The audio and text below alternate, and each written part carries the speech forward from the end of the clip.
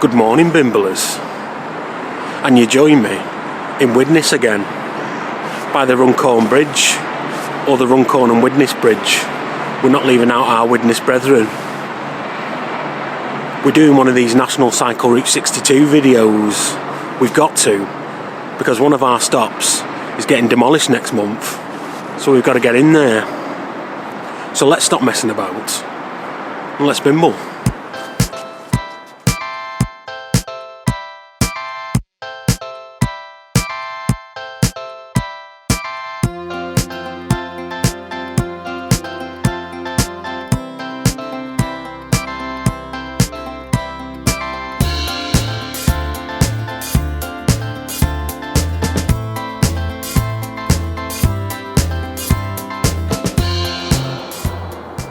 This is St Mary's Church here on the West Bank in Widnes. The first church to be built round here wasn't this one. There was another one built in 1858, but it was never completed. They only built the nave. That's the bit where the congregation sit. There was no tower or spire or chancel for the choir to sing in. It was built on top of some chemical waste, and that caused some subsidence, and the walls bulged and the roof twisted. And they decided that they needed a new church. This one was designed by Austin and Paley. That's Hubert Austin and Henry Paley. Henry Paley being Edward Graham Paley's son. You know how much I like him. It was built in 1910 and it cost £16,669. That's about £2 million in today's money. It's been described as the last great work of the Paleys, so we had to make a visit. It's also got an outside pulpit, which bears the legend, "Go into the highways and compel them to come in, that my house be filled." Let's bimble. Only this time, things to show me, but life just keeps turning back to the way things were before. This time you would still see all that became a time.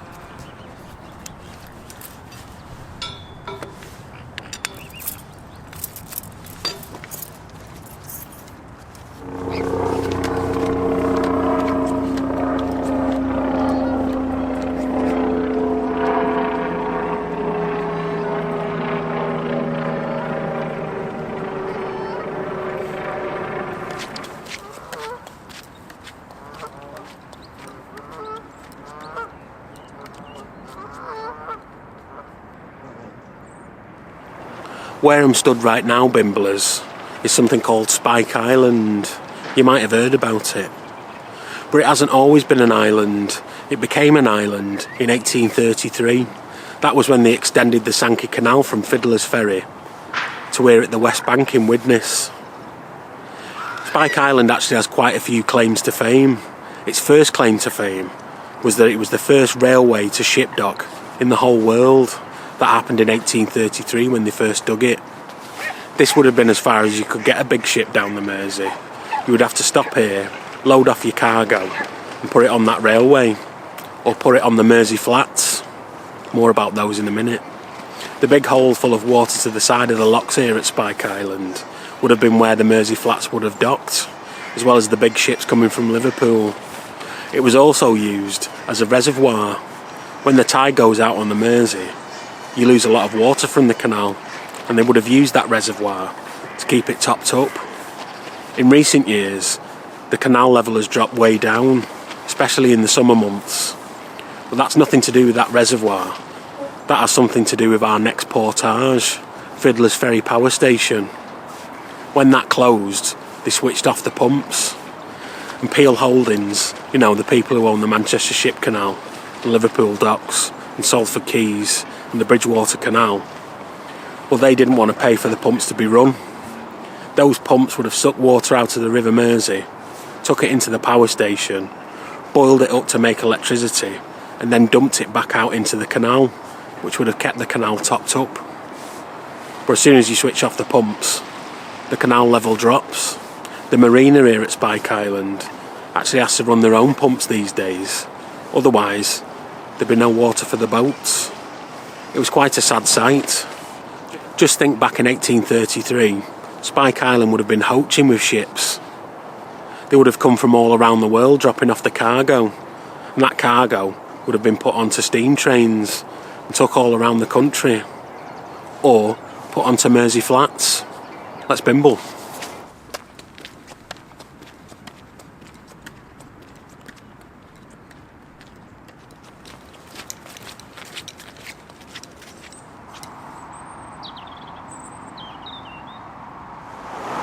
Mersey Flats are flat-bottom boats used in and around the River Mersey.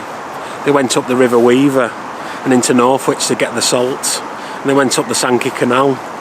They're the reason that George Stephenson had to make the Sankey Viaduct so tall to accommodate the Mersey Flats and the tall masts with the sails on.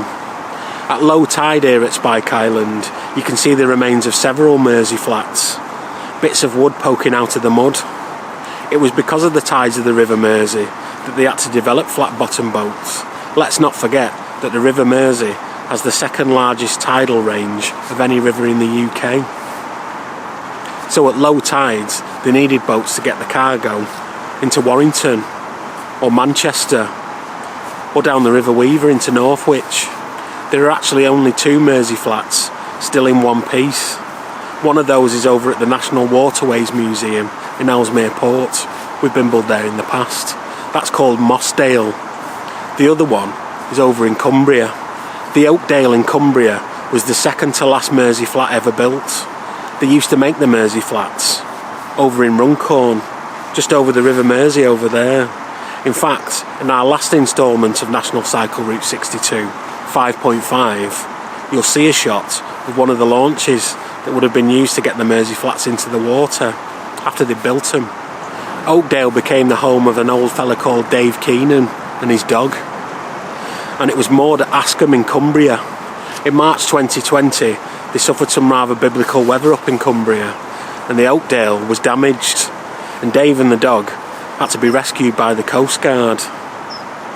The boat's now in quite a sorry state, but there is a group of people trying to save the Oakdale, and don't worry, Dave and the dog are safe in other lodgings. Let's have a walk over here.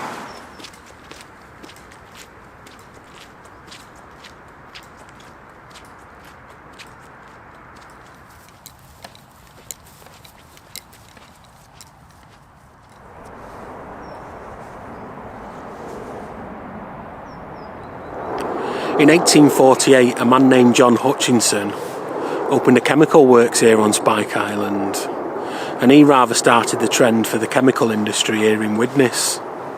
Widnes wasn't the first town around here to start making chemicals. I think that might have been Warrington, and they were making chemicals over at Wigg Island in Runcorn. We spoke about that in the last episode.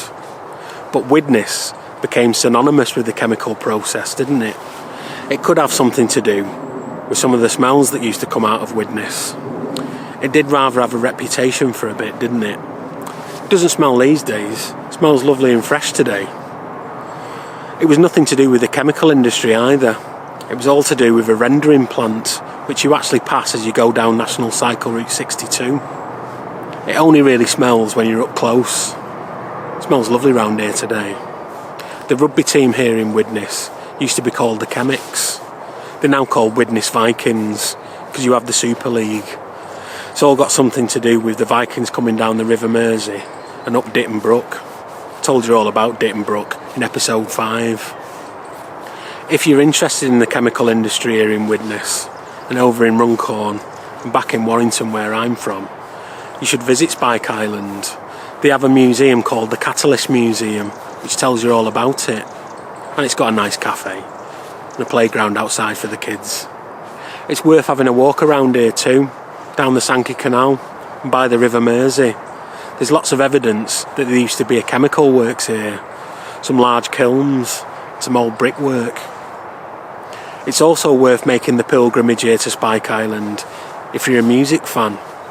On the 27th of May 1990, 30,000 baggy jean teenagers came to Spike Island to watch the Stone Roses at their seminal concert imaginatively titled Spike Island. It was the thing of legend, but apparently it wasn't very well organised. The stage was set out so that the wind blew the sound onto the River Mersey and nowhere near the audience. Apparently no one could hear what was going on. They had a very narrow scaffold bridge that brought all 30,000 teenagers over the Sankey Canal and into the concert grounds to watch the Stone Roses. The police warned that it was exceptionally high tides that day and the whole grounds may flood. God knows what would have happened if something had gone wrong. But nothing like that happened, and it went down in bucket hat wearing legend. Jarvis Cocker from Pulp wrote their song Ease and Whiz about an account told to him by one of his friends that attended the concert. And apparently Noel Gallagher was here watching. In 2012 they made a film called Spike Island about a teenage band and their journey to the festival that day. It's well worth a watch. Mad for it. All that became attached from the way things were before.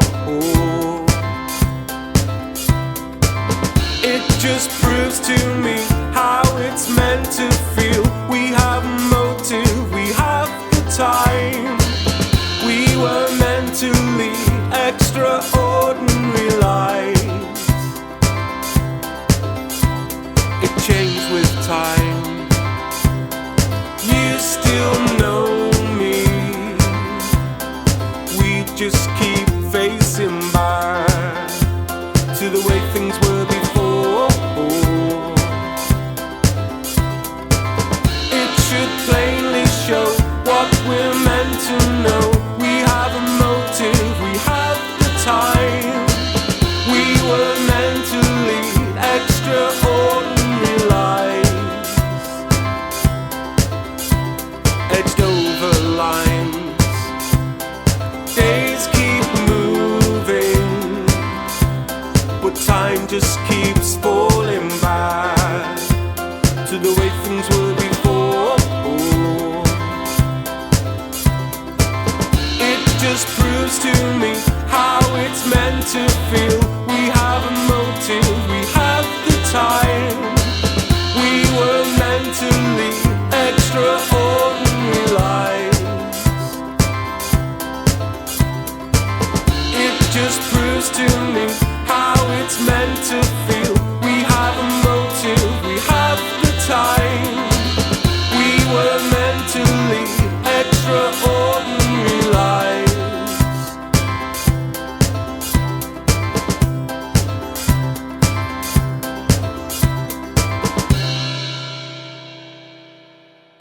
This is the reason we came this way today, Bimblers, because next month some of this is going. Plans were submitted for Fiddler's Ferry Power Station in 1962, and between 1964 and 1971 the Cleveland Bridge and Engineering Company were tasked with building Fiddler's Ferry. They're known for building the Tees Transporter Bridge and the Forth Road Bridge as designed by Sir Giles Gilbert Scott, and that big arch that's on top of Wembley Stadium back in 2005. Before the power station was built, there was a golf course around here and a sheep dip factory, and something called Cromwell's Bank, which was a flood defence from the 1300s, and all that was swallowed up by the giant reservoirs for all the water that the boilers use here at Fiddler's Ferry. When it was running at full tilt, it generated nearly 2 megawatts of electricity, and it sucked up 195 million litres out of the River Mersey. That was all boiled up inside the power station to make delicious electricity, using 16,000 tonnes of coal every day. That coal was brought from Yorkshire and from the Point of Ayre colliery near Prestatyn, that goes underneath the sea. And it was all brought down the old Garston railway line, which I think we should do a video on. National Cycle Route 6.5, talking all about this railway and all the things on it. Coal was also brought from St Helens on its own junction off the southern route of the Liverpool to Manchester line. We've Bimble down that in the past. The whole Fiddler's Ferry complex comprises of 8 cooling towers and one big chimney in the middle. That's 200 metres tall. Each one of the cooling towers is 114 metres tall. Would you believe it? On the 13th of January 1984, The wind was so bad around here that one of the cooling towers blew down. They had to rebuild it. They're quite the local landmark. You can see them from St Helens and from Frodsham Hill. You can see them all the way from the Peak District by all accounts. An attempt was made to get them listed by Historic England, but that was rejected. In fact, they've got a certificate of immunity from anyone trying again. So they're going. On the 3rd of December. It's all the end of a process started in 2015 by Amber Rudd. Do you remember her? She said that all the coal-powered power stations had to be closed by 2025. And Fiddler's Ferry was one of them. That's Bimble.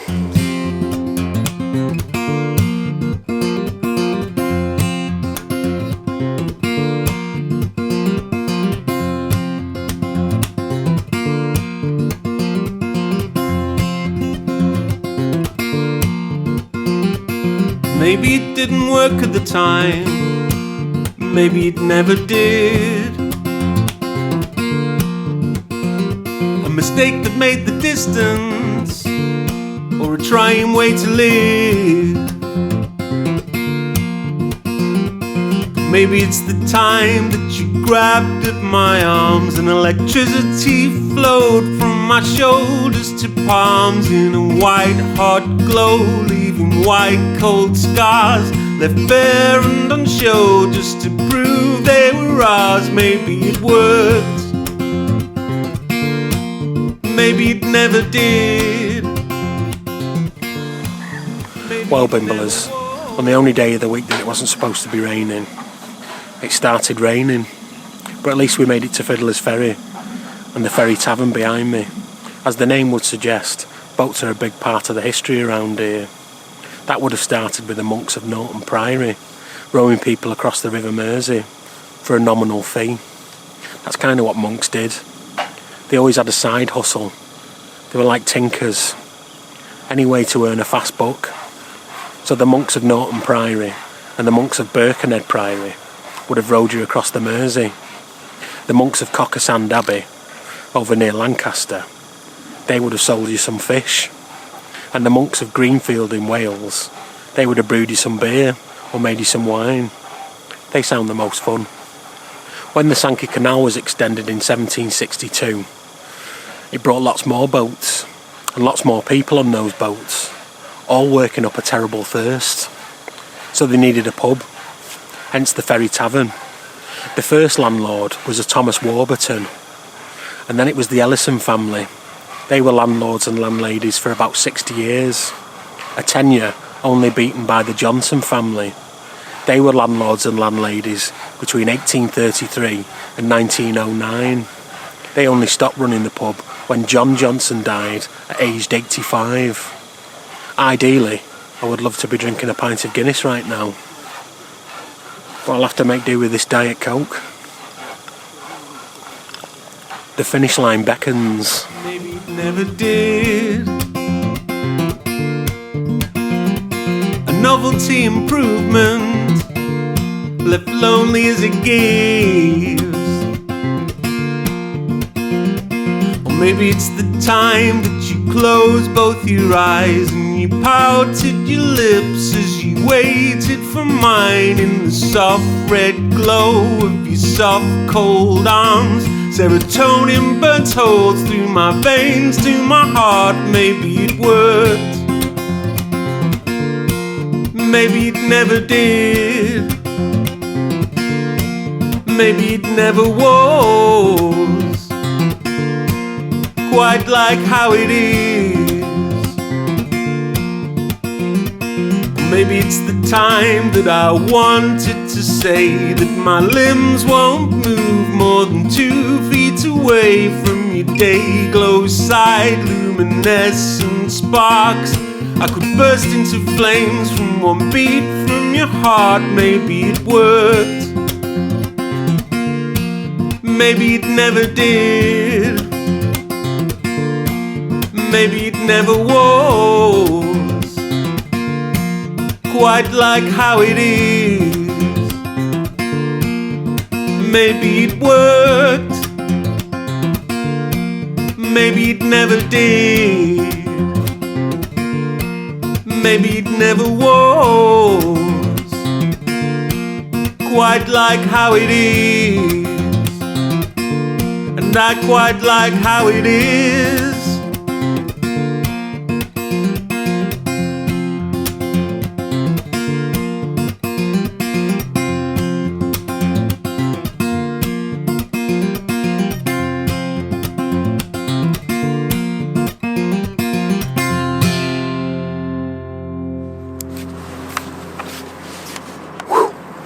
Well, Bimblers, that's it for today. Widnes to Warrington. We're on Forest Way Bridge, and this is where we'll start the next episode. Possibly a 6.5, but maybe episode 7. I'm not too sure yet. It's time to get home before it goes completely dark. Happy bimbling.